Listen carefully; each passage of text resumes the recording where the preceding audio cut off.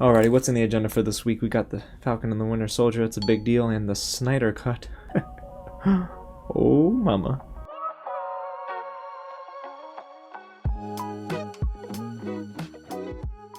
What's going on, you guys? James here with another real review, and today we're diving into Zack Snyder's Justice League. Thanks to HBO Max for providing me with a screener for review. It's directed by Zack Snyder and stars Ben Affleck, Henry Cavill, Gal Gadot, Ray Fisher, Jason Momoa, and Ezra Miller. I'm not going to get into too much backstory about the movement itself, but there are some tremendous stories that have come out of the release of the Snyder Cut movement, including the pinnacle, the Snyder Cut. Oh my goodness, guys. I was so excited to sit down and spend 4 hours of my time with this movie, and let me tell y'all, I was not disappointed. Now, there were some things that didn't work, but before we get into all of my spoiler-free thoughts, guys, if it's your first time here at the channel, welcome to Real James, where I do review movies like this early all the time, so if you don't want to miss out, go ahead and hit the big red button below, subscribe to the channel, and tap on the bell so you'll be the first one in the comments. And speaking of the comments, guys, let me know which movie of the DCEU is your favorite. If you ask me, it's Wonder Woman or Man of Steel. Okay, this is way too hard, and if you haven't already, guys, smash that like button if you want to see more reviews just like this. Alrighty, y'all, now that we have the housekeeping out of the way, it's time to dive into the Snyder Cut. I am telling you guys,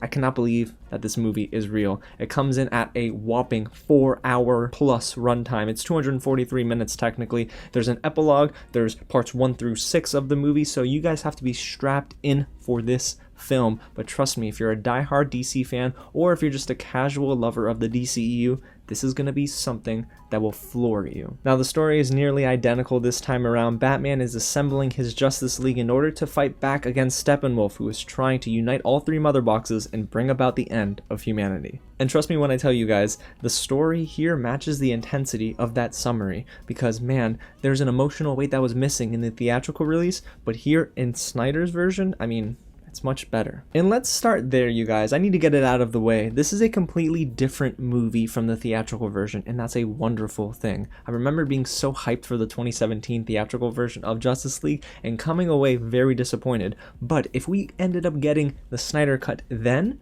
I think my hype would have been justified. I remember how jovial the 2017 film was, but Snyder here delivers a more serious, grounded tone. It's bleak, yes, it has a hazy outlook on humanity sometimes, but Zack Snyder finds a nuance in between all of that to deliver a very coherent story. And that's just one of the things that made this 4-hour experience worth the wait. I absolutely love the epic mythological foundation that Zack Snyder employed with his version of the Justice League. I mean, you had Darkseid, Steppenwolf, the emphasis on heroes and villains and history and the future and whatnot, but it all worked because it was a very consistent tone with what we got in Man of Steel and Batman vs. Superman. So I love the fact that we didn't have to be succumbed to stupid punchlines. Here we were just much more real. And honestly, that's what helped the Snyder Cut work. It had purpose. The way Zack Snyder worked with cinematographer Fabian Wagner helped give us this epic feel as well. And just to add on to what I mentioned earlier, there's this gray, hazy look on the film itself, and it made sense because, guys, if I told you an alien's coming down to destroy Earth,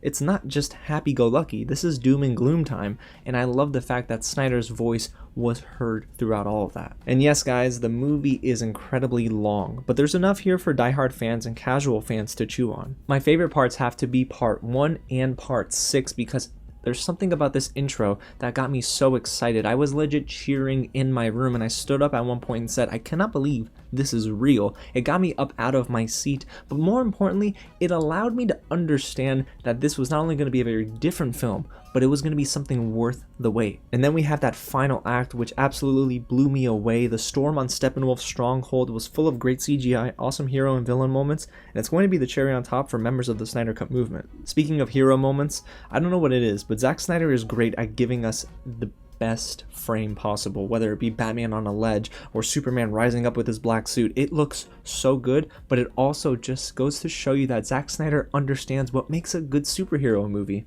I'm just saying. And when it comes to the action overall, it was very Zack Snyder as well, which is a good thing in my book. I love his use of slow motion and how each movement is like poetry in motion, and it's only aided by Junkie XL's incredible score.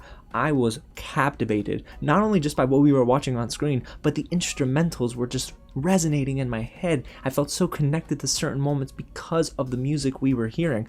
There are moments where the music doesn't work, and we'll talk about that, but for the most part, Junkie XL just crafts something so beautifully, and it pairs together well with what we're seeing and what we're feeling. And then there's the story, which is just incredibly layered here, guys. Cyborg, for example, is dealing with a strained relationship with his father. Batman can't shake the guilt of making a mistake, and Wonder Woman feels a responsibility to help save Earth, and so on and so forth. But what I love the most is that even in a 4-hour movie, it still felt tight, in a way that, yes, there was room for us to kind of linger on certain moments that generally wouldn't be lingered on, but here in the movie, it works because it allows us to understand the characters as human beings, as people. They have a heart and a soul. They are supposed to make you feel a certain way. Each member of the Justice League was never supposed to make you always feel happy. Some had a more depressing outlook on life. Some had a very optimistic outlook. And I love the fact that they were eventually able to mesh all their stories together. So all the introductions paid off, and everything all the way up until part 6 just really worked so well for me. And there's no way that this film would have worked in a traditional 2.5-hour runtime. The story here had time to breathe, and that's what's really important, is that everything was fully realized because Zack Snyder had 4 hours to play with. We had the chance to dive deep into some of our heroes, most notably Ray Fisher's Cyborg. Victor Stone is a complex character, has a traumatic past and a present, but he was the standout for me. He surprised me the most because in the original film, Cyborg was kind of just there, but Zack Snyder, he said it on record that he's the soul of his film, and honestly, Ray Fisher proves that he can handle this role as Cyborg, and I wish we would have gotten the chance to see him in solo movies after the fact, because I felt connected to his story. It was the most grounded for me. So yes, if you're asking, his story ended up being so sweet, and it gave me that warm feeling that I always welcome from superhero movies. And I also think that many people have to keep themselves in the frame of mind that this is a film that came before the solo introduction of Aquaman and the Flash and so on and so forth. So you see some heroes that are introduced here that are given a little bit more screen time than others, and that's okay because I think you needed that in this film, because the final act doesn't work as well if we don't get time with our heroes by themselves. And something that everyone will be asking, was Superman's grand re-entrance mind-blowing? The short answer is heck yes. I actually wrote yes, but I had to add in the heck because I was just floored in some moments with Superman. I loved seeing Henry Cavill don that black suit, and when we finally get him in action, it just felt right. It is a shame though that we may never get to see him as Superman again. That just added to the bittersweet feeling I had once the credits ran. I thought, oh, it's so good that we have the Snyder Cut, but oh man, we might not ever get Henry Cavill as Superman again. And when it comes to the villains of the film, I love the work done with Darkseid and Steppenwolf. The CGI for both of those characters was just excellently crafted. I was a little worried about Steppenwolf going into this, I won't lie to you guys, but not because of the theatrical version, it's just because the design seemed a little too extraterrestrial for me compared to the rest of the film. But when you see Steppenwolf get introduced and throughout the rest of the movie, I didn't have a problem with his design. It actually looked really good. And when it comes to Darkseid, mamma mia. Chef's kiss. I loved Ray Porter's voice work there, and I gotta shout out Siri and Hines' work with Steppenwolf. Even if the audio mixing was a little bit muddy, it was still really intimidating. And the biggest difference when it comes to Steppenwolf himself, I do feel like they gave that character a storyline, a proper plot. It didn't just feel like he was there to prop up the story, but instead he was a contributor to the overall film. They gave this character, again, purpose. That's the big word I feel like today, is purpose. I love the fact that Steppenwolf was able to get into this film and not feel like generic villain number one. Instead, he actually had a backstory. That's pretty cool. And before we get into what didn't work for me, guys, I gotta mention the fact that for diehard DC fans, there are some amazing Easter eggs in this movie. Some that made me jump out of my seat. I literally was just flipping around in my bed thinking, oh my gosh, did this really happen? And then there were others where I just fist pumped in the air because I can't believe that we got this tease in this film. I'm not going to say what it is, of course, but what I will say is now I hope that Warner Brothers sees this film and thinks, oh boy, we got to capitalize on this, because I don't think I'm going to be the only fan flipping out at some of these reveals. Alrighty guys, so I know I'm raving about the Snyder Cut, but I have to be fair and tell you that there were some issues with the film, and for as solid as the story is, the script can be a little messy at times. Chris Terrio, who co-wrote the script for Batman vs. Superman, is the sole screenwriter here for the Snyder Cut, and while he adds in so many conversations with heart, there were periods of time where I felt the narrative was less than engaging. I hate to say it, you guys, but Barry Allen, played by Ezra Miller, almost worked better for me in the theatrical version. Here in the Snyder Cut, his humor doesn't play as well against the more serious backdrop crafted by Zack Snyder, and actually guys, most of the humor was pretty hit and miss for me overall. I'm just glad jokes weren't made too often, but thank goodness for Jason Momoa, because he just has a very natural comedic timing to his delivery and everything he says when it, of course, is a little bit more humorous. But the jokes here were sometimes good and sometimes a little too distracting. And for any movie that's over 4 hours long, there are going to be moments where the movie drags its feet. And for me, I think it was part 3 in the epilogue that really didn't work too well. Without spoiling anything, let me just say this about the epilogue. By itself, it's cool, but in the context of the film, it wasn't executed well. I actually wish that they would have sprinkled some of those moments in part 6 instead of having a full-blown epilogue, because there are some cool things and then there are some things that are just not executed properly at all. Now guys, we gotta get into my disappointments, because I understand no film is perfect, but there are some things here that I just can't overlook. We didn't play in Batman's environment in Gotham City enough. Poor J.K. Simmons, man, he was just wasted as Commissioner Gordon. And guys, I'm ready to put the clown mask on, because here I was optimistic for Jared Leto's Joker, because I figured he would play well in this very realistic approach to the Justice League instead of Suicide Squad, which was a total mess.